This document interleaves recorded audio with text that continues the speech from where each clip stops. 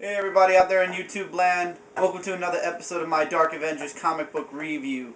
Before we get into any comics, only news I have for you guys this weekend is it's been confirmed that Adventure Comics isn't going to be a Superboy title anymore, at least for a while. It's rumored to be becoming a Legion title, along with the Legion of Superheroes title, with the secondary story of the Atom. So for those of you hoping that it would be a Superboy main, I don't think it's going to be Superboy for a while. Anyway, before I get into any comic books, outside news now is you guys know my cameraman Mike Yo. and my director. You guys know Amber, who is here via Skype, whose volume is very low. Um, don't have to in this. I'll do it in something else. Well, I knew you were going to do your panel, so. Yeah.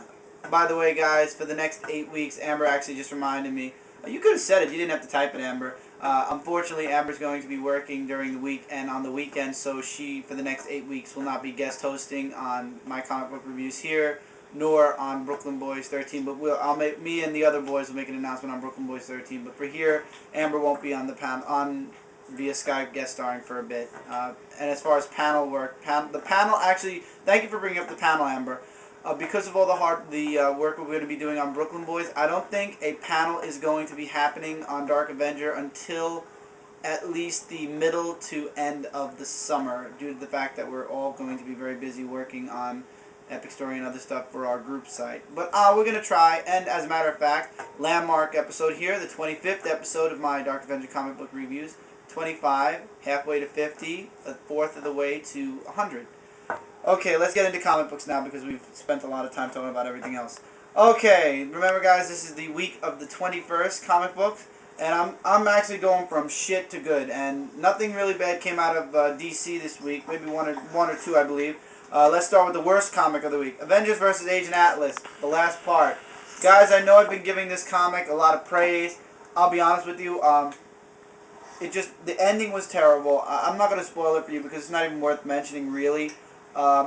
Basically, I thought this was just going to be like an Avengers tie-in, and it turns out that this is just This is the spin-off an Agent Atlas series, which is kickstarting in another month or so. So really, this was just to get everybody ready for Agent Atlas, which was a waste of my money and a waste of my time because I'll tell you the truth, comic wasn't that good, save the previous 2 or 3 parts that were pretty good that involved the Avengers. Other than that, it was a waste of time. A book that, in my opinion, was kind of disappointing. The ending of Ultimate Avengers number 6, part 6 of 6. It's amazing. Red Skull was going crazy on the clone Hulk and all the other people from the new Avengers, or whatever the fuck they wanted to call that team. And basically, Steve Rogers shows up, and 2 panels later, he doesn't kill, but he mortally wounds Red Skull. The end. And then Red Skull's in the hospital, and in the end, Nick Fury has him executed. Big spoiler right there. Leading into Ultimate Avengers 2. Being honest, not getting it. The ending kind of was lackluster for me. It kind of, it was okay, the comic. I'm not going to lie, it was really okay. The ending wasn't exactly what I was looking for, and it really does prelude more into the next Ultimate Avengers title, which looks really...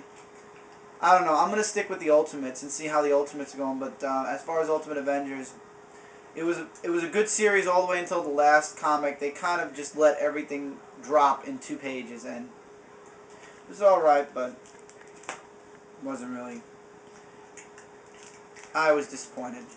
I'm not sure if you guys, anybody who's reading Ultimate Avengers was, but I particularly was. Spiderman, Ultimate Spiderman, issue number 9. It was a pretty good issue. Big spoiler here, Johnny Storm and Spider-Girl make out. And for those of you who don't remember, Spider-Girl is Peter Parker's clone in female form. So that freaks Pete out. Pete gets a haircut, which is pretty funny. And the ending of the issue actually leaves you on a very huge cliffhanger. It's Pete and Kitty Pryde and everybody else in the classroom, and these 2 guys come in with the principal, and they want to take Kitty Pryde out because she's a mutant. And in the last panel, you just see a gun and Pete screaming, "Run, Kitty!" I can't wait to see what's going to happen next. It's the last part, I believe, to whatever this story is. really good. I enjoyed this issue.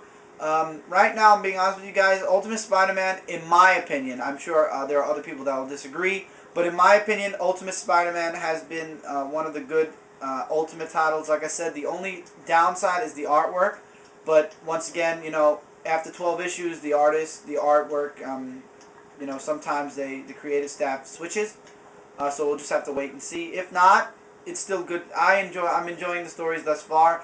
But ever since Ultimatum, the Ultimate Universe has been kind of like in a shaking flux because, I mean, they killed a lot of people, and they're explaining it that it's not the Marvel Universe, so what's dead is dead. So a lot of people aren't very happy about that, me being one of them. But what do you expect? It's Marvel. You got to just move on and hopefully enjoy whatever is left. So I enjoyed it. Moving into a one-shot. Siege Spider-Man, the one number 1. It's a one-shot. Very good. It takes place right before Siege 4. Spider-Man versus Venom. Marvel Girl gets involved and actually is taken over by the Venom, Venom for a little bit, and then Venom goes back to Scorpion, and basically in the end, Spider-Man and Marvel Girl fly towards Asgard. And that's about it. It's a nice one-shot. I didn't get any of the... I'm not getting, and I didn't get any of the other one-shots. I only got it because of Spider-Man. I think it was a pretty good comic. It was decent. It was a very decent comic as a one-shot tying into Siege. I'm looking forward to seeing the last part of Siege, which should be coming out in another week or so. So keep an eye out for that. Definitely not next week. Probably the week after. But I'm definitely looking forward to seeing that. And yeah, that's it for this one. And... continuing actually with Spider-Man, a third title, Amazing Spider-Man 628 did not disappoint again. Continuing the Juggernaut story.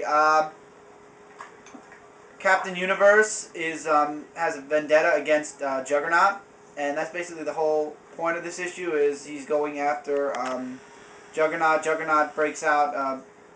Captain Universe breaks him out, throws him out of the cell. Juggernaut forms his helmet, and it's Juggernaut versus Captain Universe for a little bit, and in the end, Captain Universe shoots out a beam at Spider-Man and Juggernaut, and it's to be continued. And there's a little side story about Pete looking for another job, looking for a job because he's on unemployment. It's a pretty decent issue. It's actually doing pretty good. I'm enjoying the Juggernaut story. So actually, guys, first time in a long time, pick up this issue, I'd say, and the issue before it, and the issue that's going to follow it, which will conclude Juggernaut leading into the Kraven saga. So, keep an eye out, guys. Pretty good. Doom Wars Part 3. This was the make or break it for me when it comes to this mini, because this is the midway point, and if I was still bored with this title, I was actually going to let it go. I actually was not bored with it. X-Men are gone. And now the Fantastic Four are with Black Panther. And they're wondering how Doctor Doom got past the purity gates to get to the vibranium. And throughout the comic, they show clips from the past of him going through the purification, to prove that he's pure enough to get the vibranium. And in the end, it's found at least the guard says he's pure. He may be crooked in his ways, but he means them.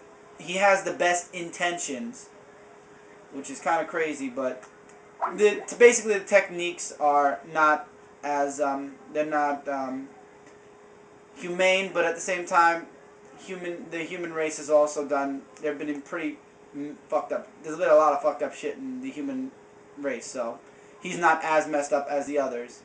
And so that's how he gets the vibranium, leading into the next part where he has the vibranium as robots. And with that, I will see you guys in part 2 because Mike is saying we are run out of time for part 1. A few more issues to go, guys. I believe one more issue of Marvel and then a few more DC. So I'll catch you guys there.